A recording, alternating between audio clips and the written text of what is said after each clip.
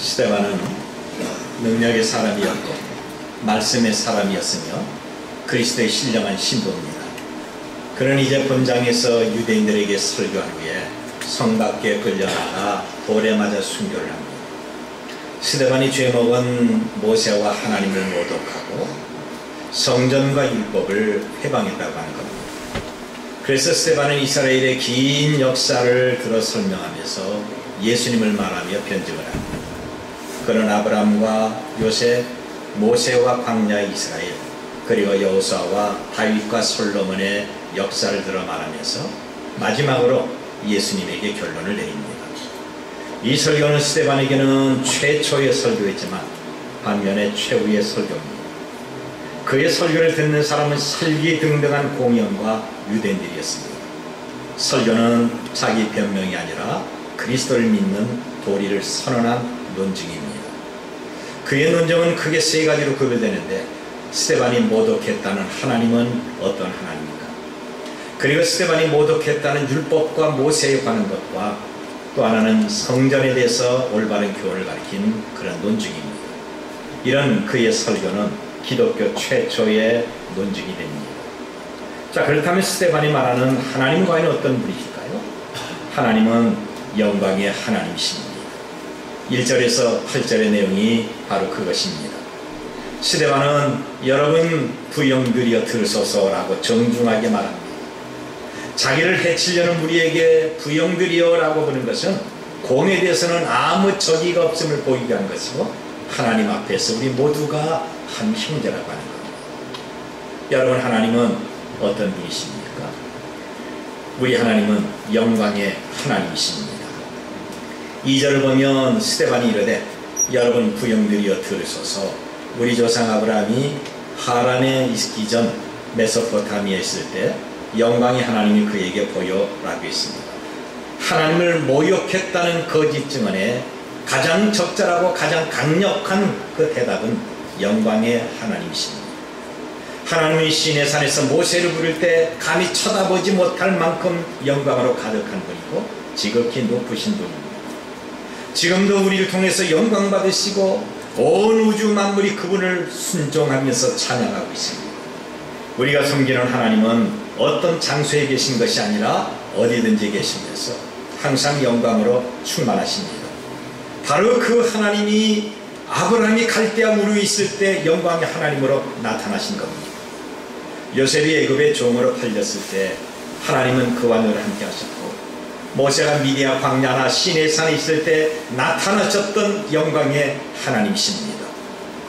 모세가 애굽과 홍해와 광야에서 기사와 이적을 행하고 이방인을 쫓아내고, 여호수아가 가나안을 점령할 때도 하나님의 영광과 능력으로 이스라엘의 모든 시간과 장소와 환경에서 늘 함께 하셨습니다. 이것이 성탄의 임마누엘이라고 하는 것입니다.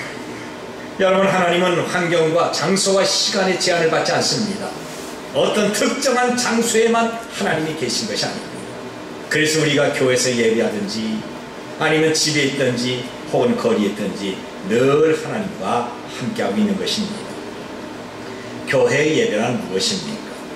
예배라는 것은 비워놓고 채우는 것입니다. 세상에 살다가 채워진 모든 허물과 죄를 다 비우는 겁니다. 그리고 비워진 바로 그 심령에 예수님의 능력을 채우고 십자가의 고난이나 성령 충만이나 하나님의 말씀으로 채우는 것입니다. 그래서 세상의 것 비워놓고 신령한 것으로 채우는 것이 바로 교회의 예배입니다. 우리말의 예배를 통해서 내 심령에 신령한 것이 채워졌다면 교회 밖에서는 경건하게 살아야 됩니다. 교회 밖에서 자기 편리와 세상적인 방법으로 살다가 교회 와서 주여 주라고 한다면 하나님의 임재는 교회 안에서만 제한시키고 있는 것입니다.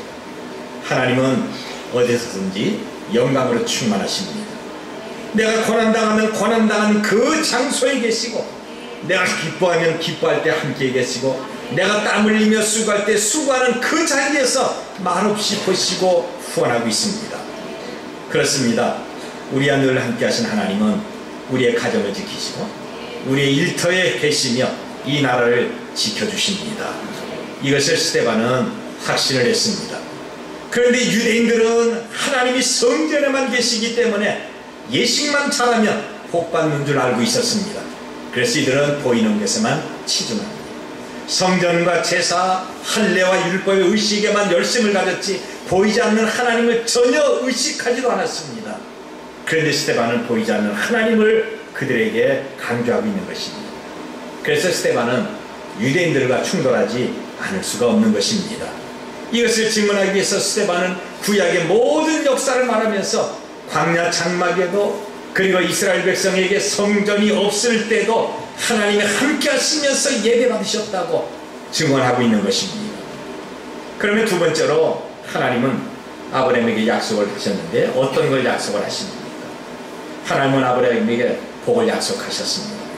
5절을 보면 하나님은 아브라함이 가나안 땅으로 왔을 때 발 붙일 만한 땅을 유업으로 주지 않고 그와 그 자손에게 이 땅을 소유로 주신다고 약속했습니다. 아브라함은 하나님의 말씀을 확신하고 그대로 순종을 했습니다. 창세기 12장 1절과 2절 보니까 여호와께서 아브라함에게 이르시되 너는 너의 고향 친척과 아버지 집을 떠나 내가 네게 보여줄 땅으로 가라. 내가 너로 큰 민족을 이루고 네게 복을 주어 내 이름을 창대하게 하리니 너는 복의 근원이 될지라 라고 했습니다. 아브라함은 떠나는 하나님의 말씀에 즉각적으로 순종을 했습니다. 하나님의 말씀을 믿고 순종한 아브라함에게 하나님은 바로 두 가지를 약속하셨습니다. 그 당시 알려지지도 않고 이름도 없었고 아무것도 없는 그를 창대하게 하신다는 것과 복의 근원이 돼서 그와 그 후손들과 그에게 속한 사람들까지 복을 받게 된다고 하는 것입니다. 하나님은 아브라함에게 내가 네게 보여줄 땅으로 가라는 말씀밖에 하지 않았지만 그는 하나님의 말씀을 믿고 순종하면서 미련 없이 고향을 떠납니다. 아브라함이 복에 근원된 것은 이런 믿음과 즉각적인 순종이었습니다. 8절 보면 하나님은 아브라함에게 할례의 언약을 주십니다. 할례를 통해서 하나님과 하나가 되는 생활, 하나님을 섬기고 순종하면서 성별된 시간, 생활이 시작이 된 겁니다. 아브라함은 이삭을 낳아 8일 만에 할례를 했고 그리고 이삭은 야곱은 12아들에게 할례를 행함으로 하나님과의 언약을 계속 이어갑니다. 아브라함의 자손은 육적 관계뿐만이 아니라 이 할례를 통해서 하나님과 깊은 관계를 맺는 것입니다. 그런데 시간이 지남에 따라 육체의 할례가 형식화되고 마침내 퇴색해버리게 됩니다.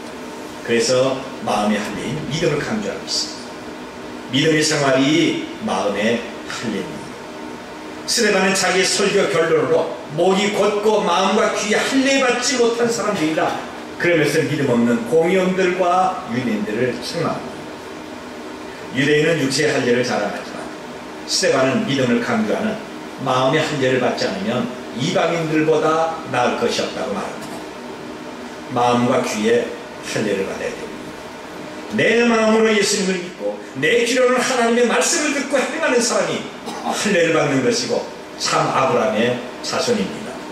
이런 사람들에게는 창대하게 되는 것과 복의 근원이 되는 아브라함의 복을 받습니다. 여러분 지금 우리도 하나님을 믿고 예리하고 바르게 순종한다면 아브라함의 복을 받을 수가 있습니다. 지금 우리는 무명의 사람이요 내 손에는 아무것도 없고 우리의 입술과 발이 둔하며 온몸이 지치고 피곤해도 내가 주님을 믿고 순종한다면 동서남으로 뻗어가는 창대한 복과 가정과 직장과 교회와 이 나라가 나로 말미암아 복을 받습니다. 우리는 이 시대의 복의 근원입니다. 이 복은 하나님이 아브라함에게 주셨고 우리에게도 허락하신 것입니다. 내가 예수님을 믿었는데 되는 것이 없습니다. 내가 교회 나오면부터 고난만 있습니다. 내가 예배해도 인생이 잘 풀리지도 않고 몸이 더 아픕니다. 왜 그럴까요? 고난에는 나름대로의 이유가 있는 것입니다. 그동안에 하나님이 주셨던 몸을 잘 관리하지 못했고 그래서 좋은 길을 잃어버렸고 육신의 게으름과 실수와 낭비가 있었습니다. 그래서 갈등과 가난과 육신의 병이란 고난을 겪습니다. 내가 하나님과 바른 관계를 맺지 못하면 아브라함의 복은 점점 나로부터 멀리 있는 것입니다. 아브라함의 복을 받으려면 예수님을 바르게 믿고 성령으로 충만하고 예배를 사모하며 존중히 여겨야 됩니다. 아브라함처럼 하나님 앞에 끊임없는 11조를 하고 순종하면 복의 근원이 돼서 마침내 우리가 창대한 복을 받는 것입니다. 신명기 5장 10절의 말씀을 보면 나를 사랑하고 내 계명을 지키는 자에게까지는 1000배까지 은혜를 베푸신다고 했습니다. 여러분, 우리가 마음을 다하고 주님을 사랑하고 말씀대로 살기를 원한다면 복의 근원이 되는 것입니다. 물론 어떤 때는 우리가 복의 씨를 뿌리는 고생이 있고 땀을 흘리는 수고를 하지만 내 자녀는 열매를 거두고 풍성하고 창대하게 되는 것입니다. 영광으로 나탔던 하나님을 믿고 순종하는 아브라함에게 창대한 것과 복의 근원을 약속하셨습니다. 우리는 다 아브라함의 복을 받는 그의 후손들입니다. 그리고 세 번째로 하나님은 요셉에게 복을 약속을 하셨습니다. 9절부터 16절의 내용입니다. 아브라함에게 영광의 하나님이 언약이라는 요점, 이것이 중점이라면 요셉에게는 환난에서 건지신 영광과 은총과 지혜를 강조하고 있는 겁니다. 하나님은 요셉에게 환난을 영광으로 바꿔주셨습니다. 전도서 7장 14절 말씀 보면 형통한 날에는 기뻐하고 곤고한 날에는 되돌아봐라. 이 두 가지를 하나님이 병행하게 하사 사람으로 그의 장래일을 능히 헤아려 알지 못하게 하셨다고 했습니다. 여러분, 우리에게는 형통한 날과 곤고한 날이 있습니다. 누구든지 형통과 곤고한 날이 있습니다. 하나님은 우리에게 환난과 곤고한 날도 허락하지만 반면에 영광도 주십니다. 그런데 내가 당하는 환난과 곤고함은 그 자체로 끝나는 것이 아니라 하나님이 은혜로 영광을 누리도록 만들어 주시는 겁니다. 그리고 내가 누리는 영광은 좌고하지 않도록 때는 곤고한 날도 허락하고 있습니다. 성경은 우리가 곤고한 날에는 되돌아보라고 말씀하십니다. 우리는 늘 예수님이 짊어지신 고난의 십자가를 되돌려 봐야 됩니다. 내가 고난당하거나 내 인생이 정말 공고하고 힘들 때 메시아의 고난을 먼저 생각하면 능히 이길 수가 있는 것입니다. 성경에서 요셉은 죄 없는 인간상으로 부각이 됩니다.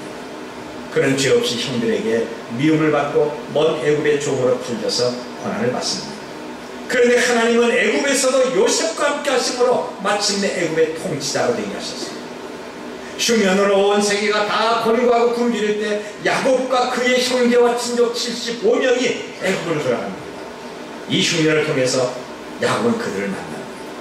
그동안에 그들에게 당했던 악을 하나님의 사랑과 손으로 되돌려줍니다.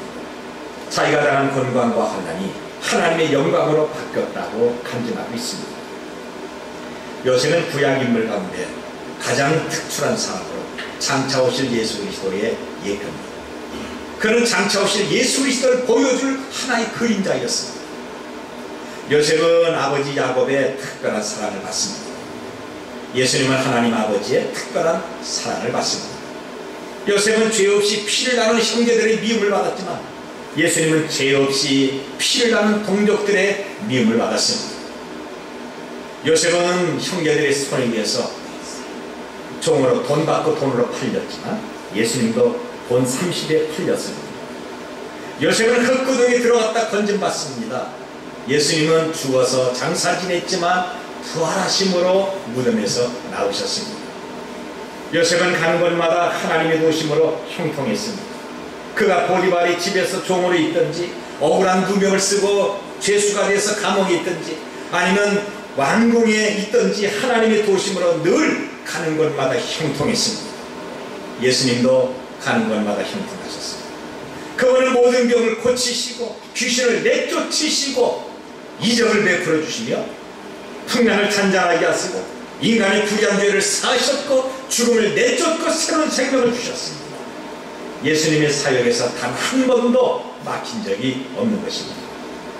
요셉은 애굽의 치리자로 모든 백성에게 영광을 받았지만 부활하신 예수님은 전 세계를 지배하시는 영광이 있습니다. 요셉은 모든 사람과 형들에게 경배를 받습니다. 그런데 예수님은 전 세계 모든 백성으로부터 경배를 받습니다. 그러므로 요셉은 장차 오실 메시아 예수 그리스도를 상징하고 있습니다. 그런데 요셉은 이런 영광을 갖기까지 얼마나 많은 환난을 겪었는지 말할 수가 없습니다.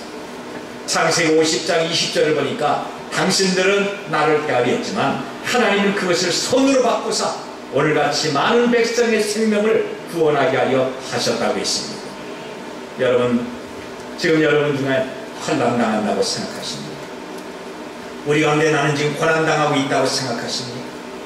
잠시 후에 하나님이 영광으로 바꿔주십니다.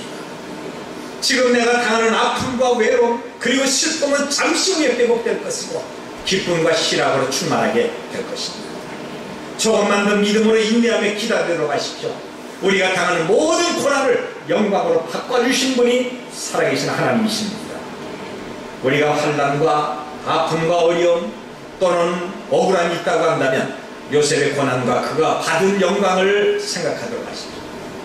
정말 견디기 힘든 일과 슬픔과 아픔이 있다고 한다면 십자가에서 죽으시고 다시 부활하신 예수님을 마음에 두도록 하십시오. 고난을 영광으로 바꾸시는 하나님을 가까이 하도록 하십시오. 그리고 하나님은 요셉에게 끝없는 은총을 주셨습니다. 하나님이 요셉에게 환난을 영광으로 바꿔주십니다. 그리고 이것으로 끝나는 것이 아니라 한없는 은총을 주십니다. 여기 10절을 보면 그 모든 환난에서 건져내사 애국왕 바로 앞에서 은총과 지혜를 주시네 바로가 그를 애국과 자기 온 집의 통치자로 세웠느니라 라고 있습니다. 시데바는 자기 조상인 요셉에게 하나님이 은총과 지혜를 주셨다고 말합니다. 요셉은 환경과 장소가 바뀔 때마다 하나님 앞에 더 많은 은총을 받습니다. 보디바리 집에서 억울하게 옥살이 할 때 하나님이 함께 하시면서 형통케 하는 위로를 받습니다. 그가 감옥에 있을 때 하나님이 함께함으로 범사에 형통하게 됩니다. 요셉이 애굽의 총리가 됐을 때 하나님이 함께함으로 자기의 가족들과 나라를 살리는 은총을 받습니다. 이렇게 요셉이 받은 은총은 하나님이 함께하시는 형통의 복입니다. 여러분, 아무리 좋은 환경이 있다 할지라도 하나님 은총이 없으면 얼마 후에 몰락의 길로 들어가게 될 것입니다. 요셉에게 하나님 은총이 함께하지 않았다면 자기 억울함을 비관하고 분노하고 슬퍼하며 평생을 보냈거나 아니면 자기 생명을 끊었을 것입니다. 요셉에게는 하나님이 형통케 하는 은총을 줍니다. 이 은총이 저와 여러분에게 임하시길 바랍니다. 그리고 하나님은 요셉에게 지혜도 주셨습니다. 하나님은 요셉에게 환난을 영광으로 바꿔주셨고 끝없는 은총을 주셨을 뿐 아니라 사람이 감당하지 못할 지혜까지 주셨습니다. 10절에서 스데반은 요셉이 하나님 은총 받은 것뿐 아니라 하나님이 주시는 지혜로 충만했다고 증언하고 있습니다. 그가 애굽의 바로 왕의 꿈을 해석한 것이나 애굽을 통치할 수 있는 능력은 하나님이 주신 지혜로 만미한 것입니다. 하나님이 많은 은총을 주셨어도 이것을 능히 다스리고 지배하는 지혜가 없다고 한다면 자기가 받은 모든 것을 계속적으로 유지할 수가 없는 것입니다. 창세기 41장 31절 말씀 보니까 바로왕은 자기 신하들에게 옆에 있는 요셉을 지적하면서 이와 같이 하나님의 영에 감동한 사람을 우리가 어찌 찾을 수 있으리요? 라고 하면서 그리고 요셉을 바라보면서 너와 같이 명철하고 지혜 있는 자가 없다라고 하면서 자기의 인장반지를 빼서 요셉에게 줍니다. 그리고 온 나라를 통치하게 합니다. 그는 하나님의 영에 감동해서 지혜를 얻어 모든 역경을 순경으로 만들었던 것입니다. 스데반은 설교하기를 요셉은 어떤 죄가 있어서 우리 조상이 종으로 팔은 것이 아니라고 합니다. 예수님은 어떤 죄가 있어서 유대인들이 이방인에게 팔은 것이 아니라고 합니다. 요셉이 이방 땅에서 하나님이 함께 하셔서 동족들을 구원했다고 한다면 하나님은 예수님과 함께 하셔서 온 인류를 구원하신다는 것이 바로 스데반 설교의 결론입니다. 이스라엘의 조상을 잡으신 하나님은 스데반에게 순교의 면류관을 주십니다. 오늘 영광의 하나님께서 믿음으로 사는 우리에게 아브라함과 요셉의 복을 약속하셨습니다. 이제 우리는 영광의 하나님을 예배하면서 순종하고 헌신하는 삶을 산다고 한다면 하나님은 우리와 우리 자녀들에게 창대하게 하시고 복의 근원이 되게 만드십니다. 내가 지금은 어렵게 살고 내가 환난을 당하고 영과 육이 약하고 아파도 영광의 하나님은 믿음으로 인내하며 예배하는 우리 모두에게 그분의 영광과 은총과 축복, 지혜로 축복하고 있는 것입니다. 이제 하나님의 약속을 굳게 믿고 지키도록 하십시다. 하나님은 거짓이 없으십니다. 변하지 않는 약속의 축복을 믿고 우리는 바라보고 헌신할 때 밝아오는 새날과 새아침에 볼 약속하신 하나님을 크게 찬양하고 간증할 수가 있을 것입니다.